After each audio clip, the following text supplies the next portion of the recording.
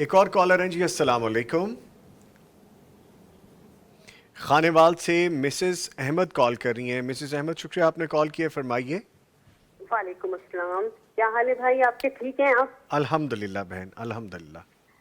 بھائی میں نے آپ سے یہ مفتی صاحبان سے کوشچن پوچھنا تھا کہ ہمارے اسلام نے قطع تعلق سے رشتہ داروں سے قطع تعلق سے منع فرمایا ہے، ٹھیک ہے جی جی. تو لیکن اگر یہی رشتہ دار آپ کے مطلب آپ کو اتنا نقصان پہنچائیں اور اتنا آپ کو برباد کرنے پہ تل جائیں، حتیٰ کہ اس حد تک پہنچ جائیں کہ آپ پہ جادو کرتے ہیں، تو پھر ایسے رشتہ داروں کے لیے کیا حکم ہے ہمارے اسلام میں؟ کیونکہ یہ تو دوبارہ تعلق بحال کرنے کو تو انسان کا دل نہیں چاہے گا نا، ایسے لوگوں سے ملنے کو دل نہیں چاہے گا، اور بالکل قریبی رشتے ہیں، دور کے بھی نہیں. ٹھیک ہے ٹھیک ہے، بہت پلیز آپ شکریہ. یہ مجھے ذرا رہنمائی فرمائیں. جی شکریہ آپ نے کال کیا، میں ابھی جواب لیتا ہوں. مفتی عبدالولی خان صاحب قطع تعلق کی صلہ رحمی جادو کر رہے ہیں، اپنے تعلقات جو ہیں رشتہ داروں کے لیے مسائل کھڑا کر رہے ہیں، کیا کرے پھر ایسا بندہ؟ دیکھو ہماری جو شریعت ہے، ہمارا جو دین ہے نا، یہ جامع دین ہے. جی یہ تمام جوانب کو دیکھتا ہے. ایک طرف اللہ سبحانہ و تعالیٰ نے یہ بھی فرما دیا ہے خذوا حذرکم، جی اپنا بچاؤ بھی لازم پکڑو. لازم کرے. اچھا، تو اپنے آپ کو بھی بچانا ہے، اور ساتھ ساتھ شریعت میں یہ بھی آ گیا ہے کہ آپ نے صلہ رحمی بھی کرنی ہے. صل من قطعک، جو آپ کے ساتھ قطع رحمی کرتا ہے آپ نے پھر بھی صلہ رحمی کرنی ہے.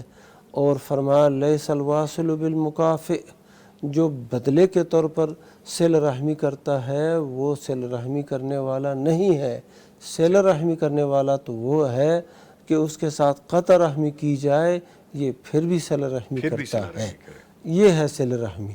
تو آپ نے صلہ رحمی بھی کرنی ہے اور ساتھ ساتھ اپنا بچاؤ بھی رکھنا ہے. ایسا بچاؤ کہ وہ ان کے نقصان سے آپ بچ جائیں. یہ نہیں ہے کہ صلہ رحمی کا یہ مطلب بالکل نہیں ہے کہ آپ اپنے آپ کو ان کے رحم و کرم پہ چھوڑ دیں، وہ جو ضرر اور نقصان پہنچانا آپ کو چاہے وہ پہنچا دے.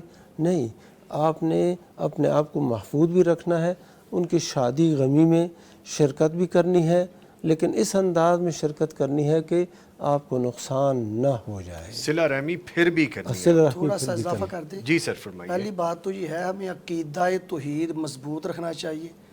عالم الغیب صرف اللہ پاک کی ذات ہے. جی ان کو کیسے علم ہو گیا کہ وہاں پر جادو کرواتے ہیں؟ ان بدگمانیوں سے بھی ہمیں اجتناب کرنا چاہیے. یہ تو علم صرف اللہ کے پاس ہے. تو پہلی بات تو یہ ہے کہ صلہ رحمی کرنی چاہیے.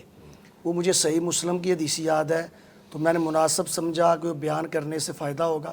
اکثر لوگ ہم سے اذکار پوچھتے ہیں، وظائف پوچھتے ہیں، جی کاروبار میں برکت ہو، زندگی میں سکون ہو. وہ جو وظیفے آسان ہوتے ہیں پڑھنے والے وہ آرام سے کر لیتے ہیں.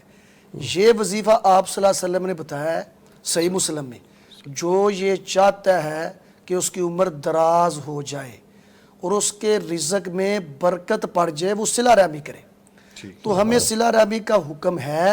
نمبر 2، آپ کو پتہ ہے کہ فلاں رشتہ دار سے زیادہ میل جول رکھیں گے تو نقصان کا اندیشہ ہے، تو زیادہ میل جول نہ رکھیں. خوشی غمی کے موقع پر خندہ پیشانی سے ملیں. قطع رحمی 100% نہ کریں، اس کی اجازت نہیں ہے.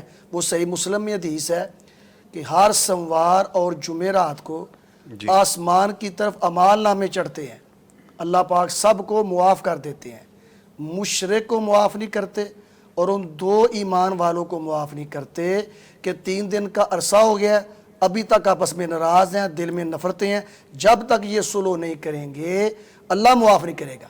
اس لیے ملنا جلنا جس سے نقصان کا اندیشہ کم کر دے، لیکن قطع تعلق کی بالکل 100% وہ ختم نہ کرے.